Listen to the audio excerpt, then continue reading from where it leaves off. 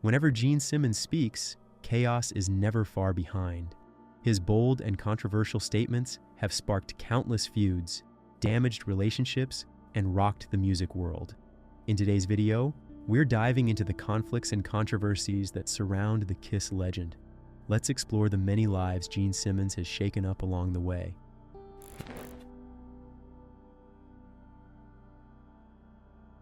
Ronnie James Dio always credited his use of the devil horns to his Italian heritage.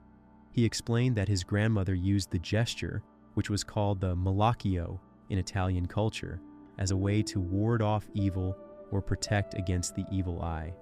In interviews, Dio described how his grandmother would flash the horns when she believed someone was giving them a bad look or bad luck, and she taught him to use it when he was just a kid. When Dio got into rock music, he began using the gesture during concerts, and over time, it became his signature move. Dio made it clear that he didn't invent the horns, but was the one who made it popular in rock music.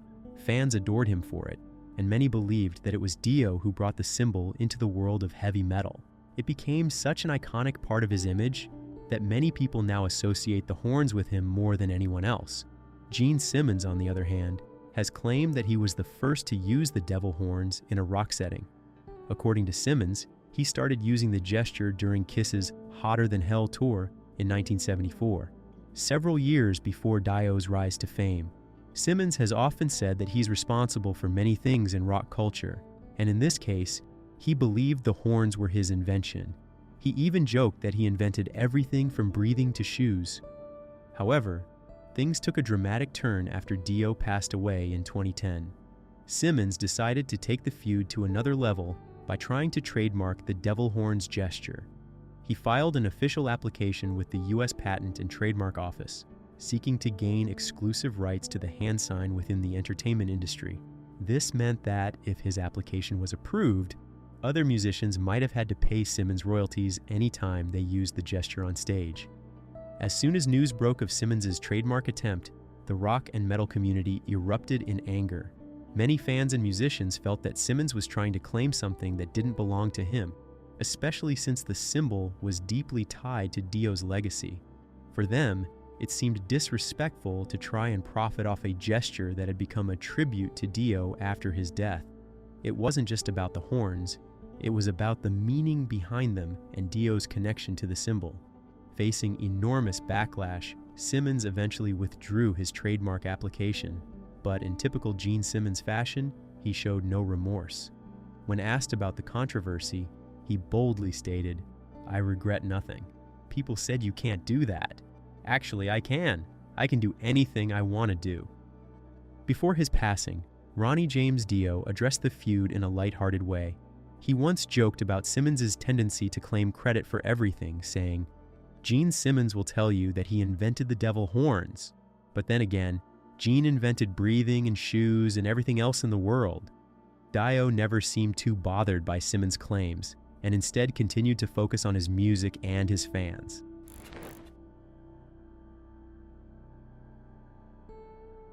The conflict between Axl Rose and Gene Simmons reportedly started when Simmons publicly criticized Axl's behavior.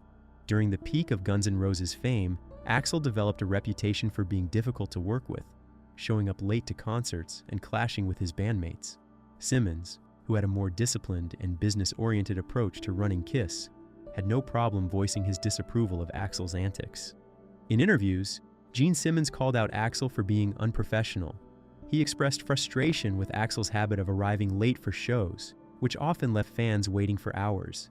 Simmons, who prides himself on professionalism and delivering consistent performances, saw this behavior as disrespectful to the audience and the industry as a whole. Axl Rose is not someone who takes criticism lightly. When Gene Simmons made these comments, Axl was quick to respond. In true Axl fashion, he didn't hold back. He defended himself and his decisions, claiming that his unpredictability and the tension around his concerts were part of what made Guns N' Roses exciting and unique. Axl also took issue with Gene Simmons' approach to the music business. He criticized Simmons for being too focused on making money and merchandising rather than focusing on the music itself. For Axl, Rock and roll was about raw emotion, creativity, and authenticity, not about selling products. This difference in philosophy became a major point of contention between the two. As with most feuds between famous rock stars, the media played a huge role in keeping the conflict alive. Interviews with both Axl Rose and Gene Simmons highlighted their differing views, and fans of both musicians were quick to weigh in. Kiss fans often defended Simmons, agreeing that Axl's behavior was unprofessional and a disservice to the fans who paid to see him perform. On the other hand, many Guns N' Roses fans sided with Axl, praising his unapologetic attitude and his refusal to conform to the standards set by the music industry. For them, Axl's chaotic nature was part of what made him a true rock icon. Unlike some of Axl's other feuds, the conflict between him and Gene Simmons never escalated into anything more than a war of words. While there was definite tension between the two rock stars, the feud didn't result in any public altercations or long-lasting bad blood. Over the years, both Axl and Gene have continued to focus on their respective careers, with Guns N' Roses reuniting for successful tours and Kiss continuing their legacy as one of the biggest rock bands in the world.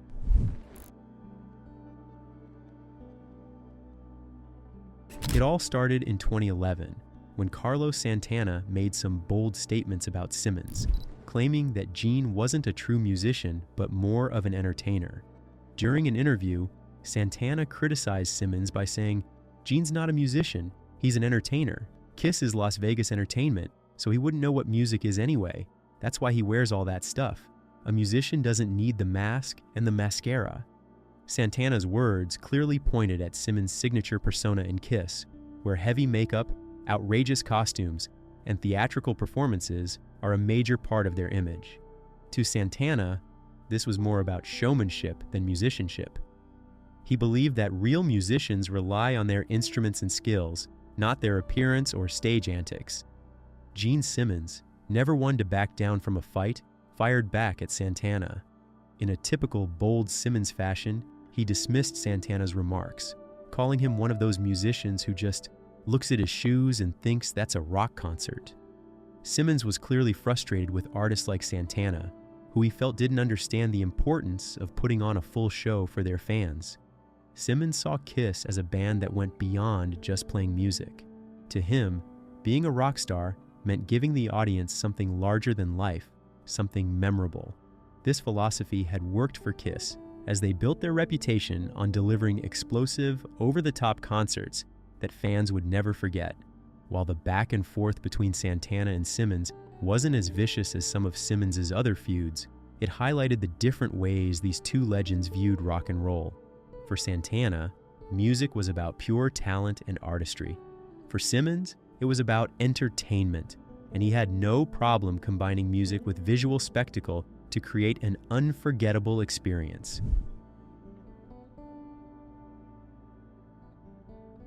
Vinnie Vincent was brought into Kiss in 1982 after the band struggled to find a suitable guitarist. His impressive skills and unique playing style seemed like a perfect fit, and he contributed to the band's album Creatures of the Night. However, from the very beginning, it became clear that Vincent's personality clashed with Simmons' more dominant and controlling nature. During recording sessions, tensions between Vincent and Simmons quickly escalated. Simmons later described Vincent's approach to guitar solos as excessive, saying that every solo sounded like it was on crack.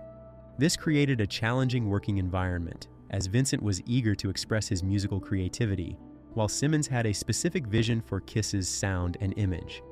After a short period, Vincent was let go from Kiss, but the band had already scheduled studio time to record the album. This meant they had to bring Vincent back, reluctantly, to fulfill their commitments. Despite being back in the band, conflicts continued, leading to Vincent's eventual firing again in 1983. After his departure, the relationship soured, and Vincent began to accuse Simmons and the band of denying him his rightful share of songwriting credits and royalties. This led to a series of legal battles that would define their relationship for years to come. Vinnie Vincent filed multiple lawsuits against Simmons and Kiss, claiming he was owed money for his contributions to the band's music. According to Simmons, Vincent filed as many as 14 lawsuits against the band, but he lost every single one. These legal disputes not only strained their personal relationship, but also severely affected Vincent's financial situation. Ultimately, he had to declare bankruptcy and sell off his songwriting royalties just to pay for legal fees. After these disputes, Vincent vanished from the public eye for many years, disappearing from the rock scene. He did re-emerge in 2018 at a Kiss Expo, where he reunited with Simmons for a brief appearance. This sparked speculation that perhaps the two had buried the hatchet. However, this was short-lived. Vincent made the questionable decision to trademark the name Vinnie Vincent's Kiss, which angered Simmons. Gene saw this as an attempt by Vincent to profit off the Kiss brand, leading to more threats of legal action and a swift end to their fragile reconciliation.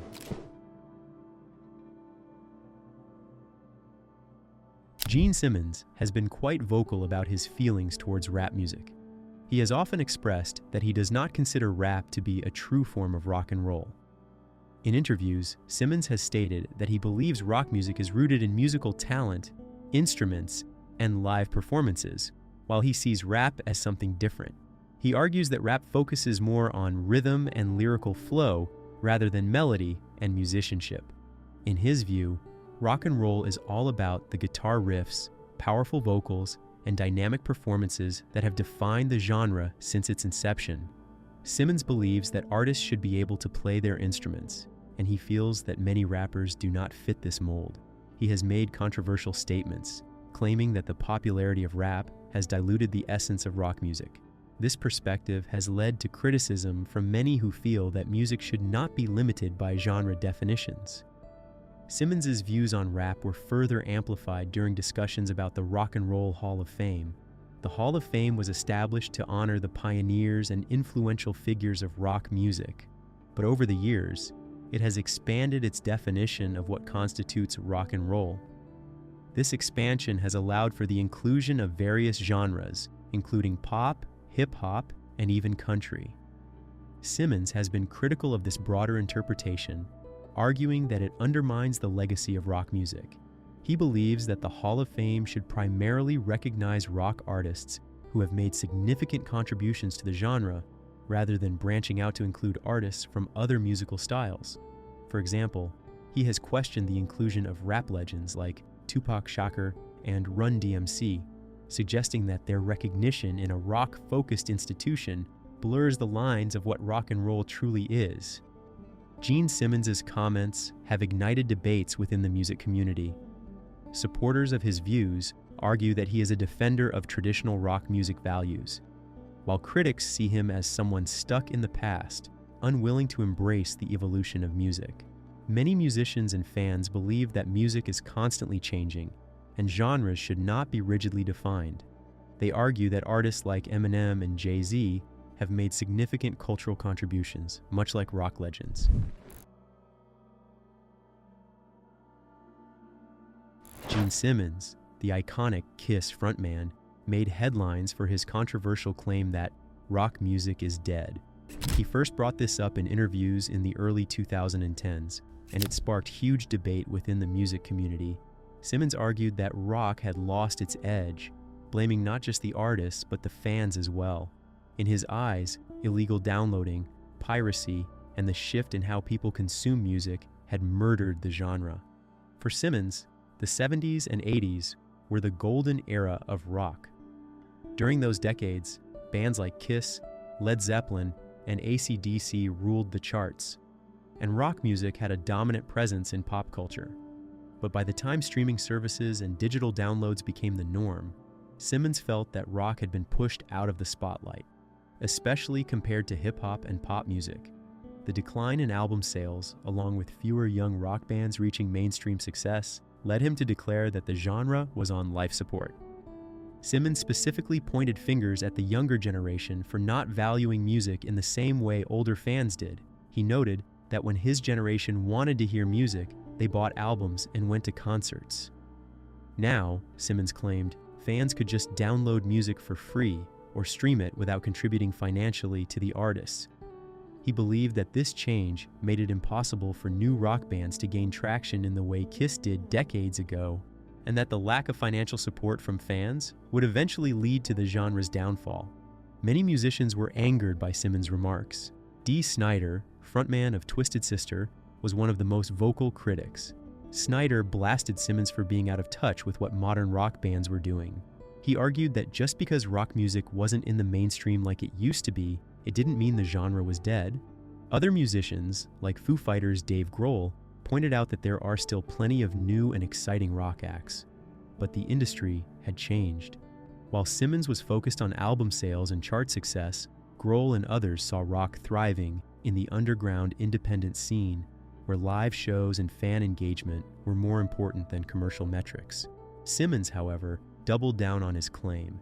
He stated that while rock might still have a pulse in smaller venues, it had no chance of returning to its former glory on a grand scale. He continued to give interviews repeating his stance, arguing that rock musicians were no longer the larger-than-life figures they once were, and that young people were more interested in following pop stars or rappers.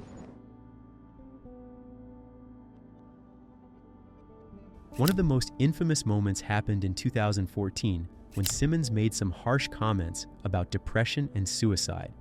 In an interview, he mentioned that people who are depressed should kill themselves, which understandably upset a lot of people, especially those who have struggled with mental health issues or lost loved ones to suicide. These remarks were seen as incredibly thoughtless, given how serious and widespread mental health problems are. Mental health advocates, musicians, and fans alike quickly condemned Simmons for these comments. Even fellow rock stars, including Nikki Sixx of Mötley Crüe, voiced their disappointment. Sixx, who has been open about his own struggles with addiction and depression, was particularly vocal, saying Simmons needed to understand the real impact of mental health challenges. The backlash was so severe that Simmons' band Kiss was temporarily banned from certain radio stations, and he had to issue a public apology. In his apology, Simmons claimed his comments were taken out of context, but the damage had already been done. This event highlighted the disconnect between Simmons' outspoken nature and the sensitivities around mental health. Another controversy surrounding Simmons' comments came when he made remarks about immigrants. During various interviews, Simmons, who was born in Israel and immigrated to the US with his family, spoke out about his belief that immigrants should speak English if they want to live in America. While he framed these comments as a matter of assimilation and success, they came off as dismissive and insensitive to many people, especially in a country as diverse as the United States. His remarks were interpreted by critics as out of touch with the struggles immigrants face and the cultural diversity that makes the country unique. Simmons has also been criticized for comments that some viewed as misogynistic. Over the years, he has openly bragged about his relationships with women, boasting about the number of women he's been with. Although Kiss has always cultivated a rock and roll party image, many people saw Simmons' comments as outdated and objectifying. In a 2016 interview, Simmons was quoted saying that women should use their looks to get ahead in life. These statements were seen as reducing women to their appearance, rather than acknowledging their talents and abilities. Critics saw this as another example of Simmons being out of step with modern conversations around gender equality.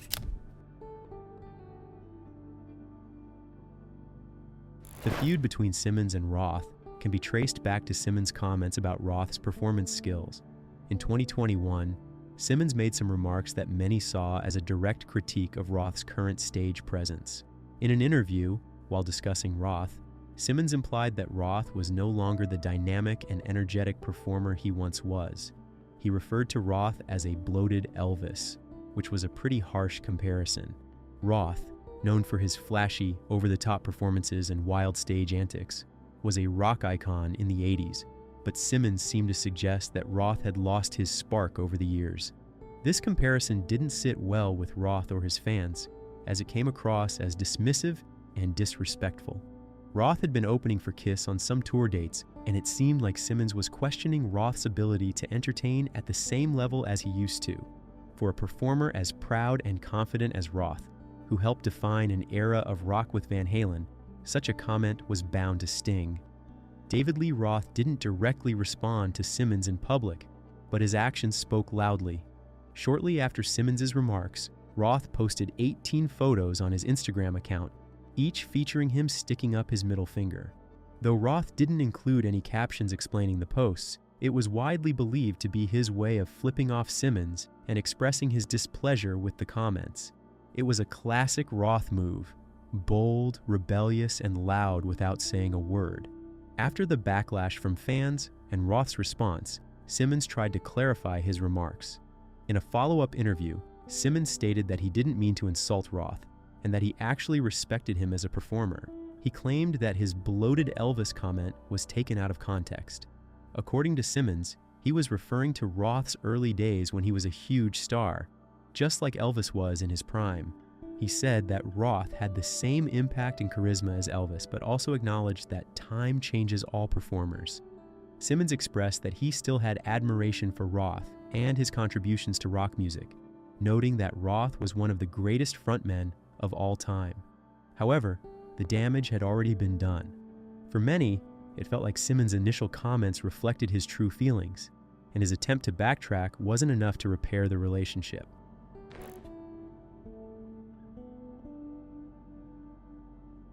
The conflict between Gene Simmons and Sharon Osbourne can be traced back to a series of disagreements that began when Kiss and Ozzy Osbourne were involved in the same events or music industry discussions.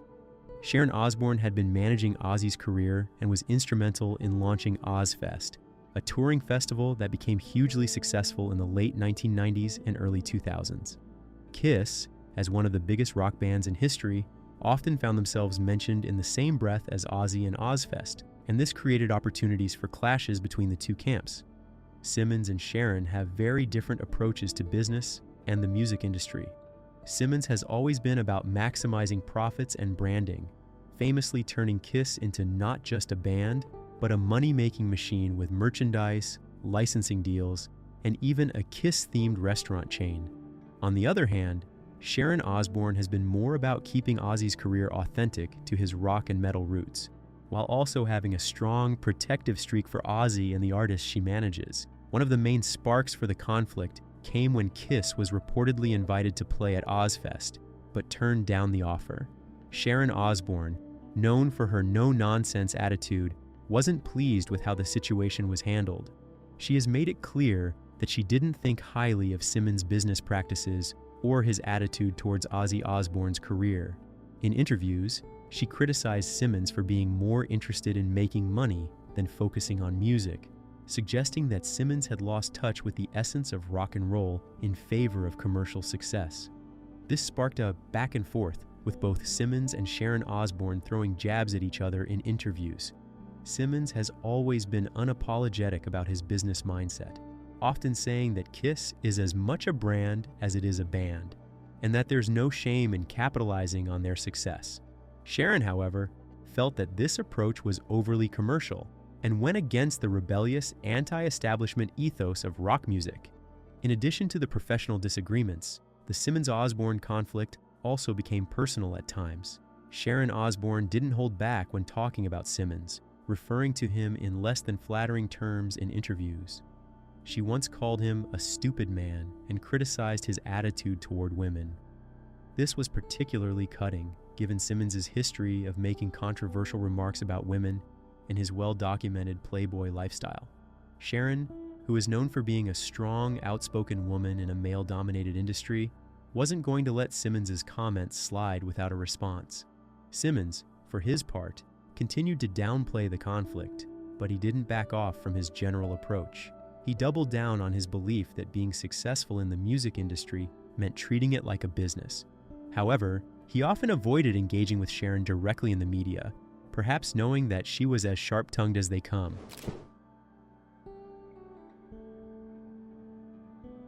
When Kiss first formed in the early 1970s, the band was like a brotherhood.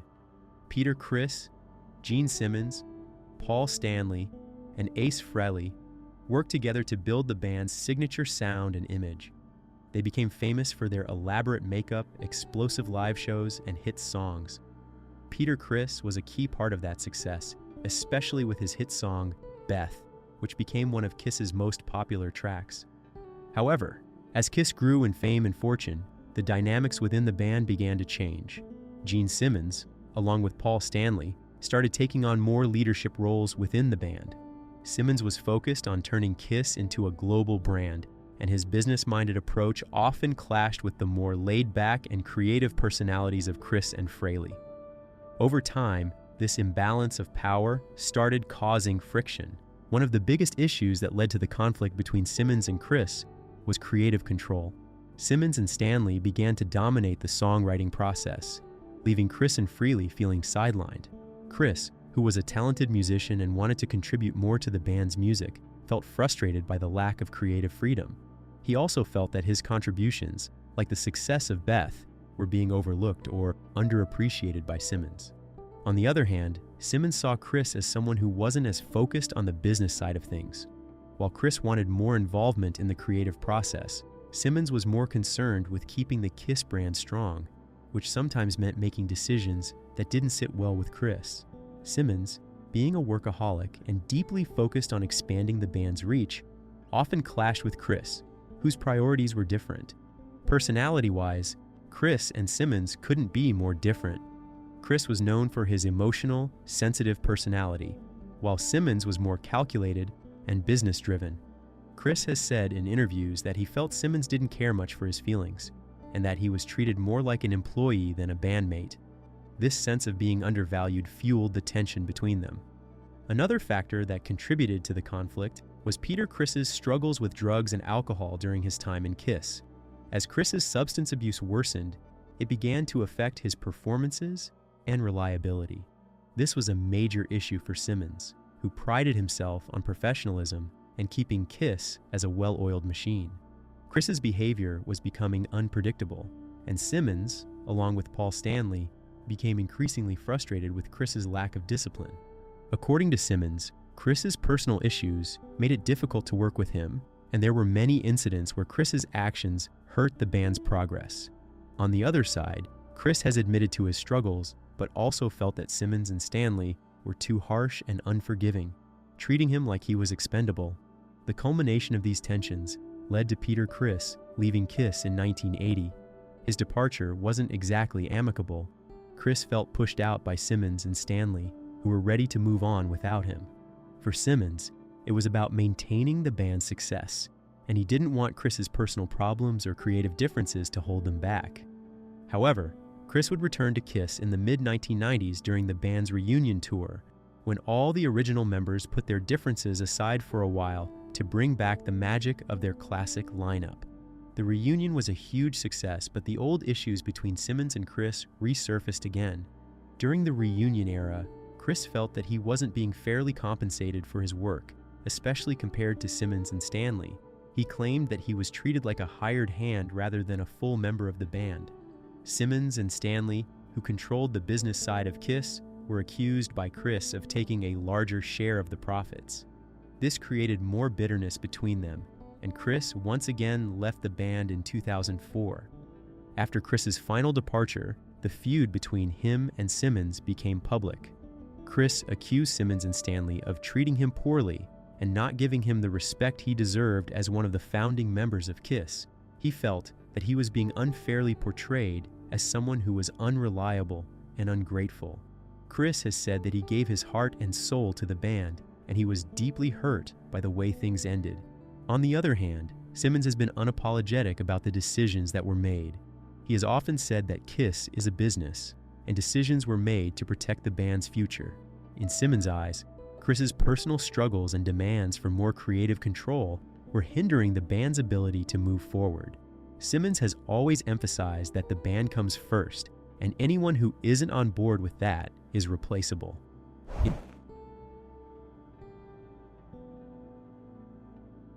In the early days of Kiss, Paul Stanley and Gene Simmons were equals in the band. They were both heavily involved in writing the band's songs, making decisions, and shaping the image of Kiss. Stanley was known for his energetic stage presence and charismatic frontman persona, while Simmons was famous for his demon character and business-savvy approach to growing the Kiss brand. Together, they created some of the band's most iconic hits and performances, but over time, their partnership began to shift, and cracks started to form as Simmons became more focused on his business ventures outside of the band. One of the main sources of Stanley's resentment stems from Gene Simmons' growing interest in ventures outside of Kiss. While Stanley remained fully committed to the band and its music, Simmons started exploring other opportunities. He became involved in various businesses, TV appearances, acting, and even became a well-known personality outside of Kiss. For Stanley, this created frustration because he felt that Simmons was no longer giving Kiss the attention it deserved. He has spoken in interviews about how there were times when Simmons seemed more interested in promoting himself and his own brand rather than focusing on the success of the band. Stanley felt that he was left to carry the weight of Kiss's musical output, while Simmons was distracted by his other endeavors. Another issue that caused tension between Simmons and Stanley was their differing creative visions. While Simmons often leaned toward heavy, theatrical music and elaborate stage productions, Stanley preferred focusing on the songwriting and maintaining the band's rock credibility. Over the years, Stanley has expressed frustration with some of the creative directions Simmons wanted to take the band, feeling that they didn't always align with what Kiss should be about. Stanley has been open about how he felt like he had to take on more responsibility in the band's later years, especially when it came to writing and producing albums. He believed that while Simmons was off doing his own thing, he was the one making sure Kiss stayed musically relevant. This added pressure contributed to his resentment, as he felt Simmons wasn't pulling his weight when it came to the band's musical contributions. Paul Stanley has also expressed that he sometimes felt underappreciated for his role in the success of Kiss. Despite being the lead singer and a driving creative force behind many of the band's biggest hits, Stanley felt that Simmons' larger-than-life persona often overshadowed his contributions. Simmons, with his demon character and aggressive personality, often drew more attention from the media and fans, while Stanley's role was more understated. In some interviews, Stanley has said that people often saw Kiss as Gene Simmons' band, which frustrated him because he felt he was just as important to the band's success. He has also said that while Simmons was out promoting his own brand, it was Stanley who kept the band alive, especially during the times when Kiss's popularity was fading. This lack of recognition for his efforts added to the tension between the two. Despite these issues, Gene Simmons and Paul Stanley have always maintained a working relationship because they understand the importance of their partnership for Kiss. Over the years, they've managed to put their differences aside to keep the band going. They've been able to work through their conflicts, largely because both recognize that Kiss is bigger than their personal disagreements. While Stanley's resentment towards Simmons has been well documented, both men have spoken about how they have found ways to balance their roles in the band. Stanley has acknowledged that Simmons' business acumen played a big part in the success of Kiss as a brand, even if it sometimes came at the expense of the music. Simmons, on the other hand, has recognized Stanley's dedication to the music and has credited him with keeping Kiss musically relevant.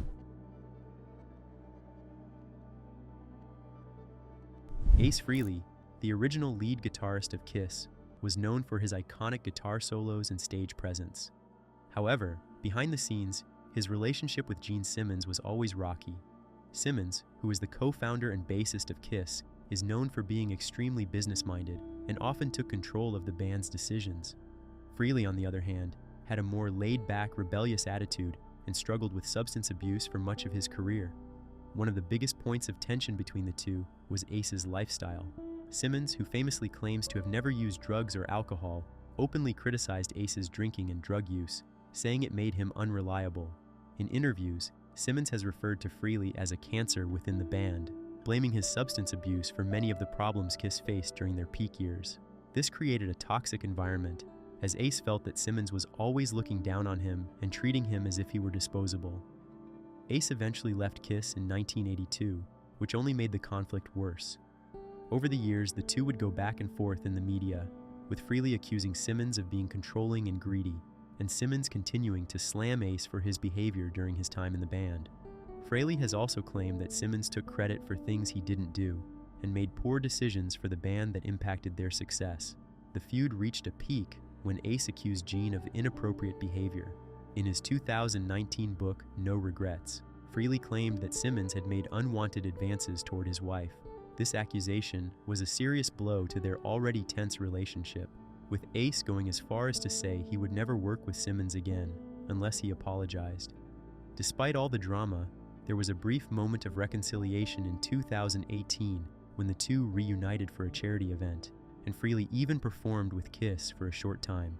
Fans were hopeful that this meant their long-standing issues had been resolved. However, it didn't last, and the old wounds seemed to reopen soon after. And that is it for today. What do you think about Gene Simmons?